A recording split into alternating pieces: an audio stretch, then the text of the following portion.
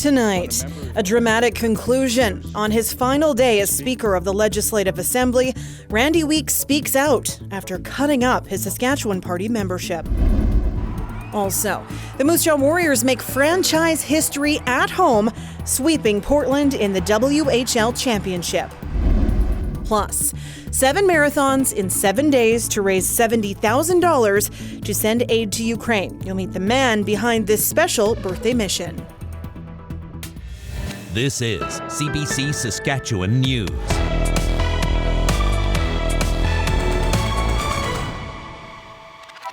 It is Thursday, May 16th, and the CBC Saskatchewan News starts right now. Good evening and thanks for watching. The Speaker of the Saskatchewan Legislative Assembly has ripped up his Saskatchewan Party membership card. That was the beginning of the end for Randy Weeks. Today, his last day as Speaker. This morning, he gave a 10-minute speech accusing the government of harassment, bullying, and even claiming the government House Leader wanted to bring a handgun to work. Adam Hunter has the story. Speaker and MLA for Bigger Sask Valley, Randy Weeks, posted this on his social media accounts Wednesday night with the caption, "Enough is enough." On the final day of the spring sitting, Weeks had the last chance to speak, and speak he did, making some explosive claims, saying that Minister of Trade and Export and Government House Leader Jeremy Harrison wanted to bring a handgun into the legislature. You will start yelling at me and standing up and flashing a suit jacket. As the gestures and behavior became more aggressive, I worried that he might be carrying a handgun. My concerns over his mental stability and his obsession with guns was only confirmed when he heckled after the passing of the motion to devolve all relevant parts of the Firearms Act to the province. He twice yelled, open carry next." Weeks has been a Sask Party MLA for more than 24 years. In December, he lost the nomination in a newly created riding. Premier Scott Moe says Weeks' claim about Harrison and guns is news to him. It's disappointing, I would say, at the very least, because if there are true concerns there, they've just developed since he lost a nomination, and he's never talked to me about it. And so I at this point, I can't attribute it to anything more than just, sour grapes that he wasn't successful in a nomination, because up until December 14th, he wanted to be part of Minister Harrison's caucus. Moe says if Weeks was concerned, he could have spoken to him or the legislative security. Harrison was not made available for an interview. When asked why he waited until the final day to speak out, Weeks says he felt he had no other option. He says there was a pattern for many months of text messages questioning his rulings. What did they expect me to do with a continuing of harassment and bullying even after the nomination? Like I said, enough is enough, and I reacted to the circumstances at that time. Weeks would not go into details about the gun claims outside of the chamber. He says he doesn't like the direction the party is headed. How dismissive they are, how arrogant they've become as individuals. And, I still talk to colleagues in the Sask Party caucus, and there's many people that are upset.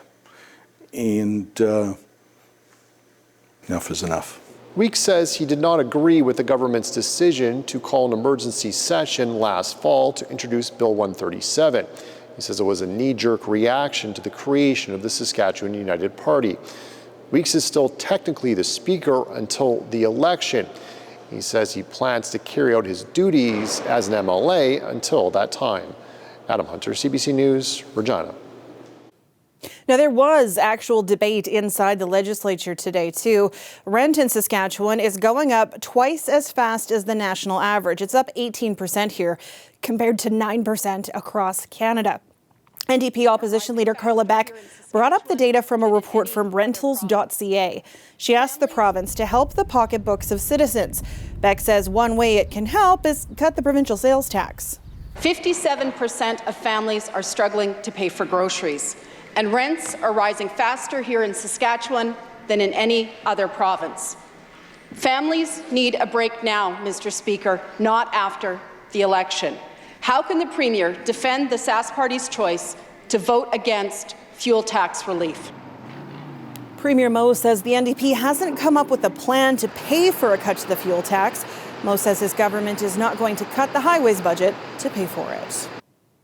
The latest data from the Canada Real Estate Association shows sales dipped in April compared to the month before, and prices have since flattened in most of the country, except in Saskatoon, Edmonton and Calgary. Paula Duhachik explains what's behind the numbers. Normally, spring is the hottest time of year for the housing market, but not this time around. Listings were up in April, but prices were flat, and Canadians bought fewer homes than expected. Even though we saw that influx of new listings, we have budget-constrained buyers who still appear to be at a standstill, just waiting for those rate cuts and for affordability to improve before entering the market. There is an exception to every rule. Prices are still climbing in the prairies, Saskatoon, Edmonton, and especially Calgary. It's been Canada's housing market hotspot for a few consecutive months now. Higher prices here driven by people moving west in search of a cheaper place to live. It's been pretty consistent with people calling from Vancouver, Toronto, other major cities in Canada, looking to make a move over here to Alberta and Calgary in general. Other buyers are scooping up properties without ever setting foot in this province. Nowadays, I help investors across Canada to buy and invest in pre-construction properties in Calgary that are AAA, have great cash flow, and significant appreciation potential. This real estate broker tells buyers they can get a Calgary condo for roughly half what they can in Toronto and rent it out as an investment property. You have double-digit price gains in the condo market, in the townhomes, in the freehold market, which is very attractive. Interest from both inside and outside the province means plenty of people are betting on Calgary, a market that's had plenty of ups and downs that tend to swing with the Alberta economy. We are seeing a lot of bidding wars where clients are going to have to offer significantly higher than what the list price is, and sometimes have to write unconditional in order to secure the property. As for the rest of Canada, RBC expects it will take deeper rate cuts to coax buyers off the bench and into the housing market. Paula Duhachik, CBC News, Calgary. The Moose Jaw Warriors are champions of the Western Hockey League. It's the first title in the team's history, and the community is buzzing. Jason Warwick has more. Last night in Moose Jaw, the Warriors defeated the Portland Winterhawks 4-2. They swept all 4 games of the series and brought the city its first WHL title. Go Warriors, go, baby! Boom! Fans were excited before the puck even dropped. Hey, they're doing amazing this year. They have put on an unreal show for everyone to watch, so we're ready to see them close it out today and finish her off. Awesome. They grew every game. This is the best team in Warrior history. I'm hoping for a sweep. Go Warriors, go, baby! Today in Moose Jaw, fans say they're tired but happy. Brian Hill has been going to games for 40 years, many of those games with a friend who died earlier this year. He carried his friend's funeral card in his pocket to the game last night. It was good to see it all come together.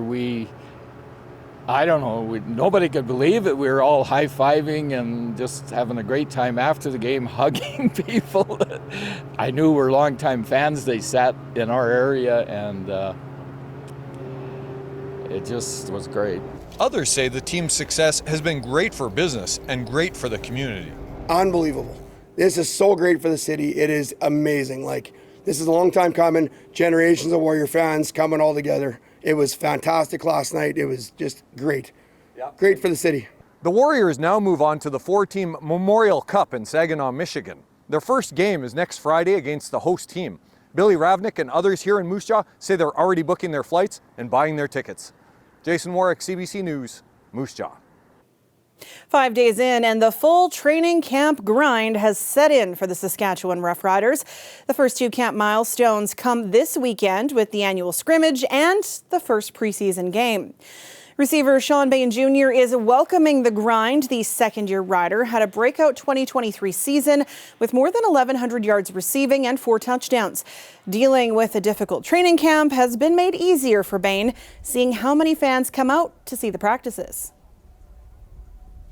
I've been signing autographs almost every day, no matter who's at the fences. So, just definitely taking advantage of that because they don't have to be out here. You know what I'm saying? So, I thank them. I appreciate them for coming, and I just met my man Dwayne over there, and he remembers some of my plays, and he has like some memory loss permanently. So, to me to be in his memory is like super dope.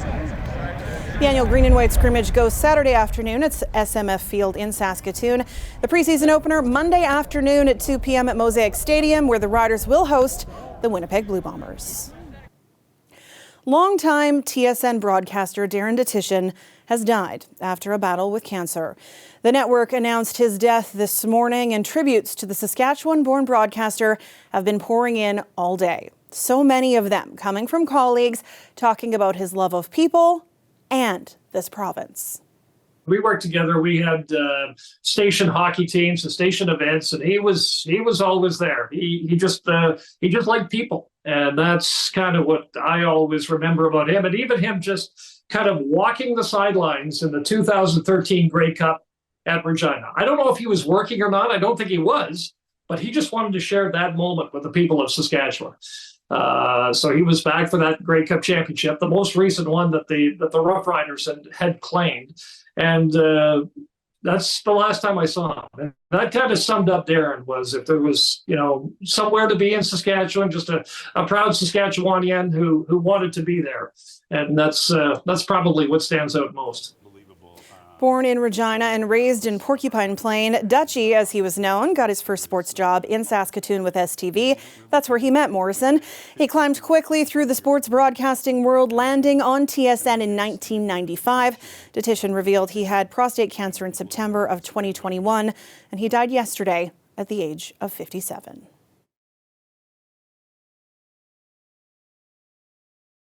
The weather update is brought to you by Capital GMC Buick Cadillac. New truck trade-up is on now.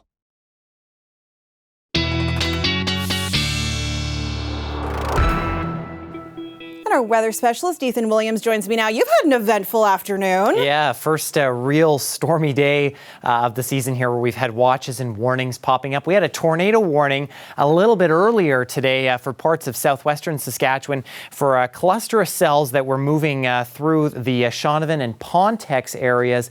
That warning has now come to an end. In fact, all warnings there have now ended, and we're still seeing some showers kind of moving through that area right now. We are keeping an eye on another area, though, of some storms developing on the Alberta side of the border, just to the west of Leader and the Etonia area and Highway 44 along here.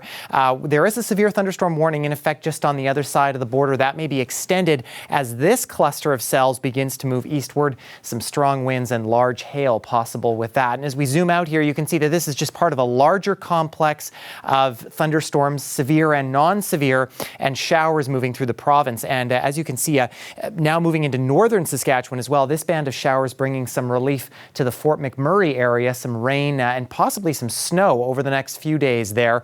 That has helped air quality improve, and now we're seeing that those advisories drop off through northern Saskatchewan. We're just still seeing those in effect for the Pelican Narrows and Cumberland House area as a result of fires on the Manitoba side of the border. You can ignore the pink. This is the tornado warning that was in effect earlier today, but we still have a severe thunderstorm watch in effect this evening for all of southwestern and west central Saskatchewan. And those storms likely going to die off through the overnight hours. There will be some calming of conditions in south and central tonight, but then this low starts to move in overnight, bringing showers through the northern grain belt and portions of the Churchill region, and that'll get a little bit heavier tomorrow afternoon, especially for places like La Ronge and Buffalo Narrows. That may also trigger some severe thunderstorms in eastern sections of the province, closer to the Manitoba border. A similar threat to what we've seen today. Maybe a couple of isolated tornadoes can't be ruled out.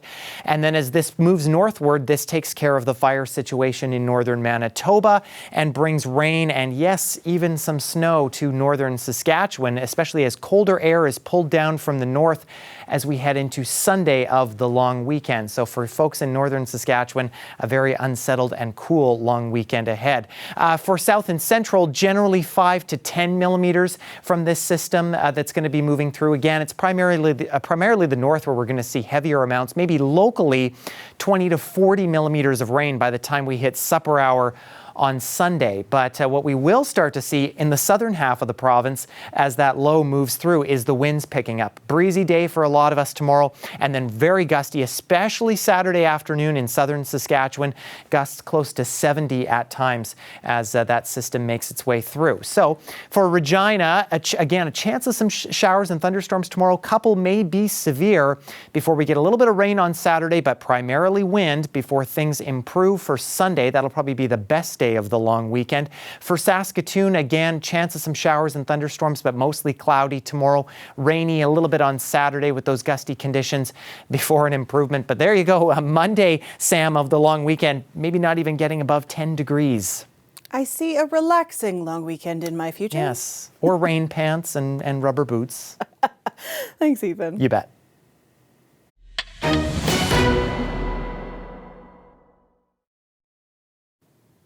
The rain is good news for this next story. More than 6,000 people remain out of their homes as firefighters battle an out-of-control wildfire near Fort McMurray, Alberta. But rain, cooler temperatures, and calming wind are now giving crews an assist. Julia Wong has the latest. There is some cautious optimism from officials about the wildfire that's threatening Fort McMurray. As of Thursday morning, the fire was about 20,000 hectares, and it remains mere kilometers from the community. There are 172 firefighters, 22 helicopters, and 57 pieces of heavy equipment that are working to try and tackle the flames. Officials say that this fire will take time, it will take work to put out because of the size and scope of this fire, but also because of how dry conditions have been. Now, the area has been getting some rain and more is expected in the coming days. Crews will need a lot more to put out those flames completely, but they say this is a good start. We're graced with Mother Nature's kindness here today. We'll take as much rain as we can get on the fire. Obviously, it will have a positive impact versus what we had witnessed a few days prior. It's good to hear. Yeah, it means that we'll be able to get home sooner than later. Officials say that evacuees should be prepared to stay away from the community until next Tuesday at the earliest. They say they don't want to bring people back in, only to have the flames flare up again and have to evacuate people a second time. Julia Wong, CBC News, Lac La Biche, Alberta. And before we leave you tonight, a Saskatoon runner is celebrating his dad's 70th birthday in quite a unique way. He's running an incredible distance over the span of a week, and he's hoping to raise money to help the people of Ukraine at the same time. Pratush Jayal has the story. 7 marathons in 7 days is not an easy feat, but Corey Jones is making that a reality. All for his father's 70th birthday. The end goal?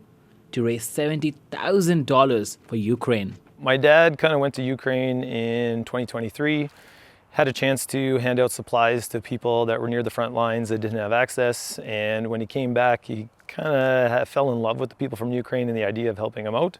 So he turned 70 on May 18th coming up here. So he decided to raise a goal of $70,000. And he asked a bunch of people across Canada to help him raise money. Jones says he's fortunate to be one of them. He has already run 5 marathons and raised $17,000. Other people have contributed $25,000 to his dad's fundraiser. He says whenever he starts to feel tired, he remembers. One, the cause that I'm giving to, obviously the people that are there are suffering a lot more than I am when I'm running. 2, I don't want to let my dad down, and that's probably one of the biggest motivating factors. And then 3, my wife and I, we've been doing some long distance running for the past couple of years, and just knowing people of how much they've pushed their bodies, whenever I feel like it's getting too hard, I always know there's more to go, so just kind of pushing through that sticky point. The money is being raised through the Loads of Love Humanitarian Aid and Mission Society. The Ontario-based charity says this is a phenomenal example of Canadian values. And you can go all across Ukraine and people will tell you how much the Canadians are helping them right now. And all across in different levels, Canadians are supporting, donating, helping, doing things to help the average people in Ukraine. It really is a testament to the people of Canada and, you know, just their giving nature. Jones urges others to join his quest, not necessarily through marathons, but any form of donation. He says even though his runs will be tough, they're nothing compared to the struggles the people of Ukraine are facing on a daily basis. Pratish Dayal, CBC News, Saskatoon. And that is it for us tonight. For news anytime, you can head to cbc.ca/Sask or /Saskatoon. You can subscribe to our CBC Saskatchewan YouTube channel or download the CBC News app. Thanks so much for watching. Have a great night.